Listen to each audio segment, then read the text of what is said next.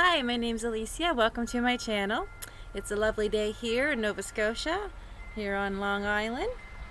And today I'm going to show you on how to use your old milk jugs and recycle them to use them as planters. So I take my old milk jugs and I wash them out nice, and I cut them like this, and I make holes in the bottom, and they make wonderful planters. You can hang them up anywhere. I use mine to plant cucumbers. And here's my cucumber plant here. And you'll see there's a little cucumbers growing, just tiny little ones.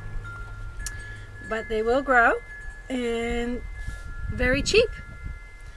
And so it saves money and you can grow food in them, and voila! Save money, recycle. It's great. I love it. And you can grow other things in it besides cucumbers.